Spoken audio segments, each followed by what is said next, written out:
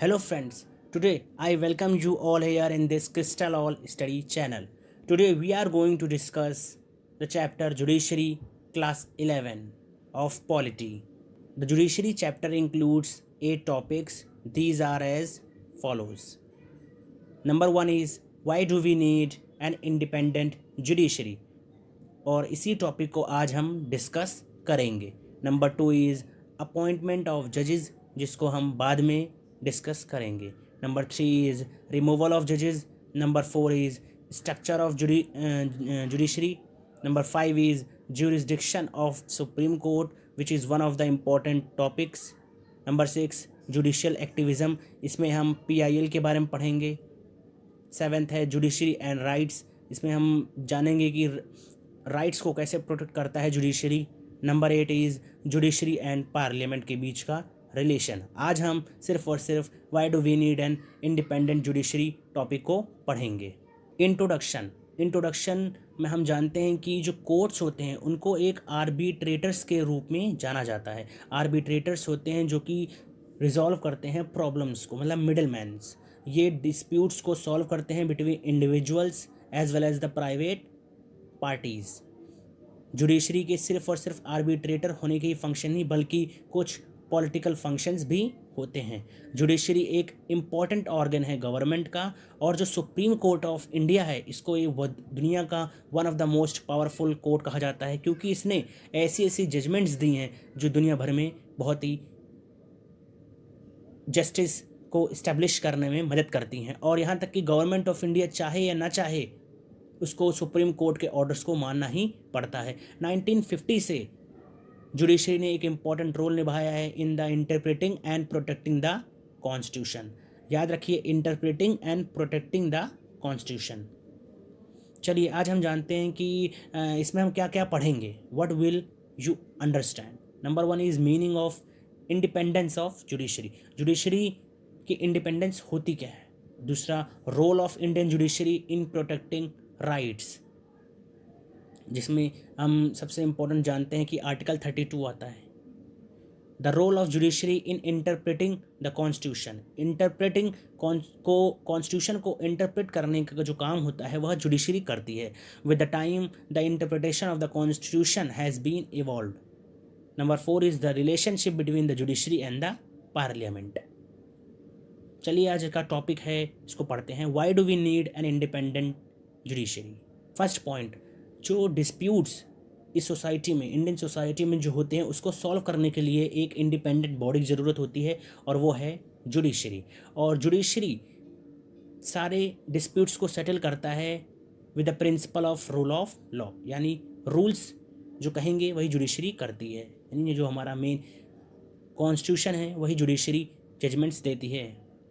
और जो idea of rule of law ये इम्प्लाई करता है कि चाहे कोई भी हो, weather he is poor man women, सभी के लिए जो लॉ है वो सेम है, वेदर एक वो प्राइम मिनिस्टर है या फिर कोई एक आम इंसान.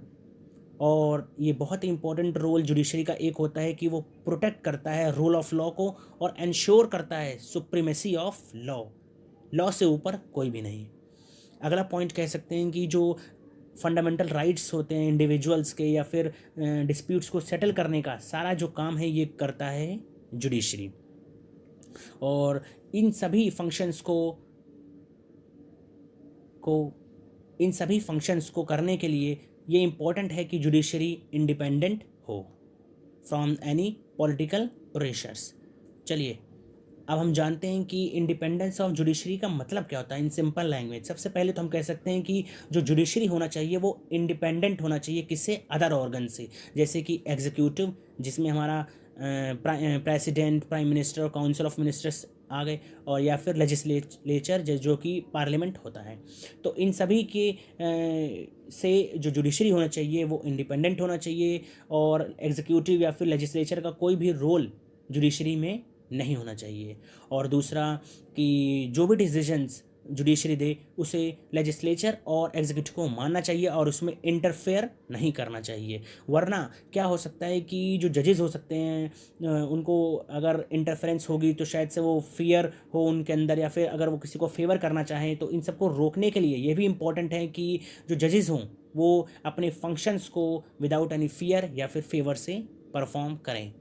अब जो नोटिस करने वाली पॉइंट ये है कि इंडिपेंडेंस ऑफ जुडिशरी, ये तो कहता है कि जुडिशरी का इंडिपेंडेंट होना ज़रूरी है, लेकिन इसका मतलब ये नहीं है कि जो जुडिशरी है वो कोई भी ऑर्डर दे सकता है, मतलब आर्बिट्रेरीनेस उसमें आ सकता है, या फिर एब्सेंस ऑफ अकाउंटेबिलिटी, मतलब ऐसा नहीं है कि जुडिशरी कोई भी ऑर्डर आज सुना दिया तो उससे कल अचानक से उसने उसी पर उसने कोई और डिसीजन दे दिया, किसी जज ने किसी और का डिसीजन दे दिया, तो ऐसा नहीं है। तो जुडिशरी का अकाउंटेबल होना बहुत ज़रूरी है, और judiciary is a one of the most important part of our democratic political structure of the country. So it is very important that the judiciary is accountable to the constitution, it is accountable to the democratic traditions and also to the people of the country.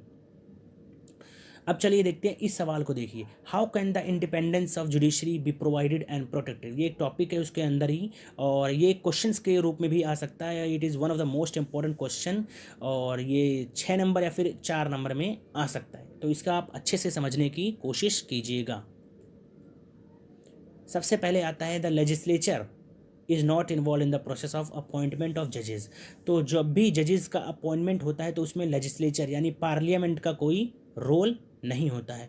इससे क्या होता है कि जो party politics होती है उसका कोई लेना देना नहीं होता है अपॉइंटमेंट से।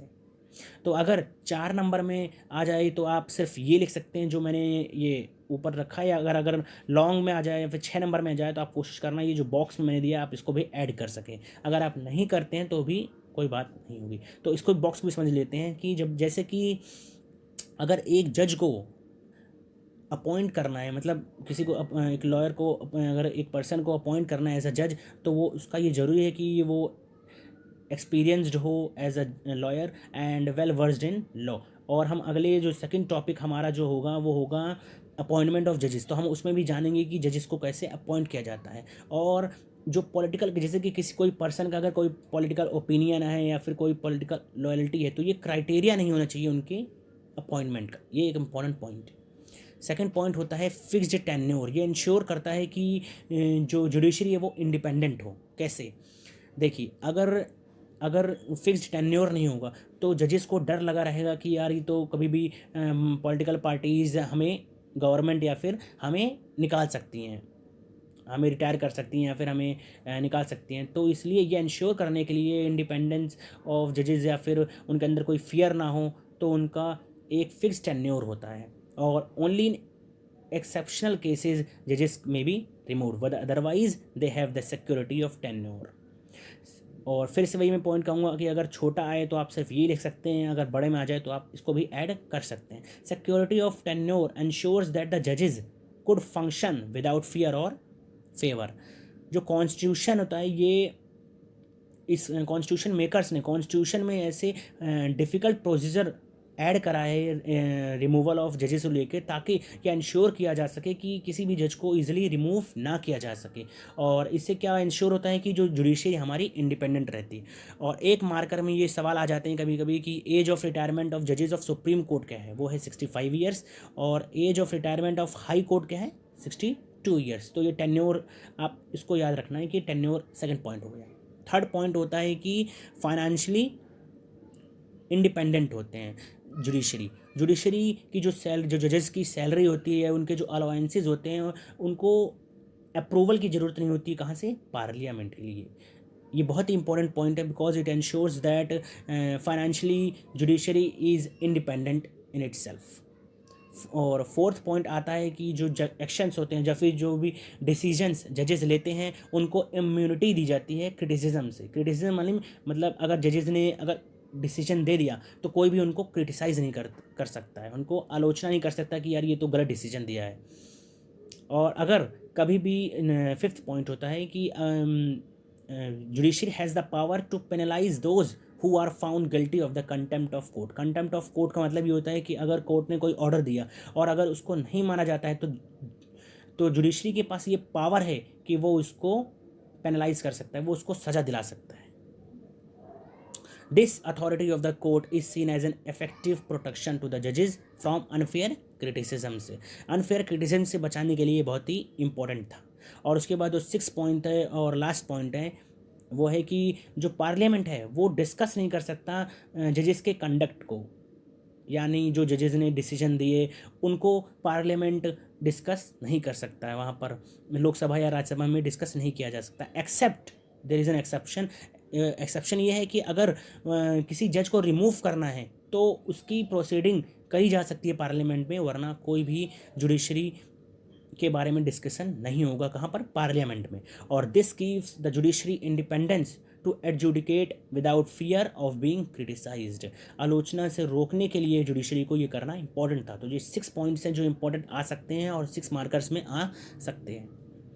चलिए अब इसको हम रिवीजन कर लेते हैं एक बार। How can the independence of judiciary be provided and protected. इसकी एक ट्रिक है, सिंपल ट्रिक है, एक फिट पापा। ये ईजिली आप अगर इसको एक बार याद कर लेंगे तो आप समझ जाएंगे 6 मेन पॉइंट्स क्या हैं। अगर आपको एक बार समझ आ गया कि ये पॉइंट ऊपर ऊपर क्या है तो आप अंदर वहाँ जाके उसको फ्रेम कर सकते हैं सेंटेंसेस में। तो पहला है एफ से, फाइनेंशियल इंडिपेंडेंस, मतलब जजेस को फाइनेंशियली इंडिपेंडेंस रखा जाता है, लेजिस्लेचर को उनको कोई अप्रूवल की ज़रूरत नहीं पड़ती।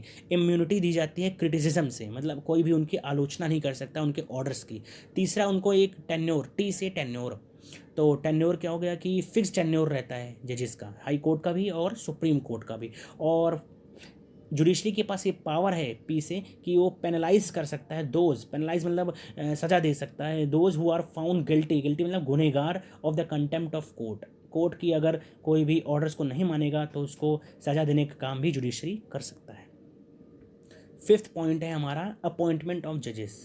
लेजिस्लेचर का कोई रोल नहीं होगा अपॉइंटमेंट ऑफ जजेस में। और लास्ट है पी ए से, एक है पार्लियामेंट। पार्लियामेंट मतलब होता है कि जो पार्लियामेंट होगा can not discuss the conduct of जजेस इन द पार्लियामेंट, मतलब जो लॉ मेकर्स होंगे वो कभी भी कंडक्ट ऑफ जजेस को, ऑर्डर्स को या फिर उनको डिसीजंस को डिस्कस नहीं कर सकेंगे। Exception is there, that is the removal of जजेस। और उसको रिमूव करने के लिए भी एक वेरी कॉम्प्लेक्स प्रोसीजर है जिसमें हमें स्पेशल मेजोरिटी की ज़रूरत पड़ती है जजेस को रिमूव करने के लिए। नेक्स्ट अब देख लेते हैं, ये एक पेज नंबर 126 पर एक चार्ट टाइप का दिया था, इसमें क्या लिखा है। I remember the case of Machal mentioned in chapter 2, don't they say justice delayed is justice denied, somebody should do something about this।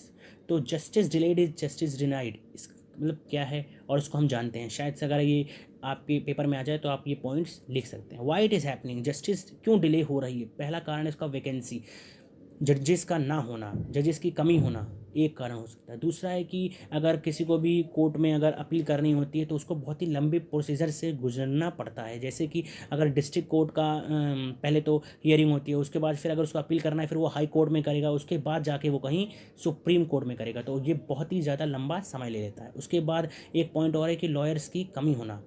पहली चीज़ थी जजेस की कमी होना और तीसरी चीज़ है लॉयर्स की कमी होना, क्वालिफाइड लॉयर्स का ना होना जो कि केसेस लड़ते हैं। अब ऐसा गलत क्यों है, क्यों जस्टिस अगर डिले होती है तो वो गलत है। पहला कारण है इसके कारण जो विक्टिम होता है उसके जो साइकोलॉजिकल उसको सफ़र करना पड़ता है, इमेंस ट्रॉमा, और वो बहुत ज़्यादा सफ़र करता है। दूसरा, फाइनेंशियली उसको बहुत ज़्यादा सफरिंग मिलती है, उसके पैसे लगते हैं, लॉयर्स के पैसे देने होते हैं, और जो कि वो नहीं कर पाता है तो उसके बाद क्या होता है कि वो इलीगल एक्टिविटीज़ में एंगेज कर लेता है अपने आप को, जैसे कि ऑर्गेनाइज क्राइम में, मर्डर वगैरह में, किडनैपिंग में, और नक्सलिज्म में भी ऐसे हमने देखा है, केसेस आए हैं जब विक्टिम्स कर लेते हैं। और लास्ट पॉइंट है कि जो जुडिशरी पर जो ट्रस्ट होता है लोगों का वो भी कम हो जाता है। तो ये बहुत ही इंपॉर्टेंट चीज़ है कि जस्टिस का डिले यानी जस्टिस को डिनाई होना होता है।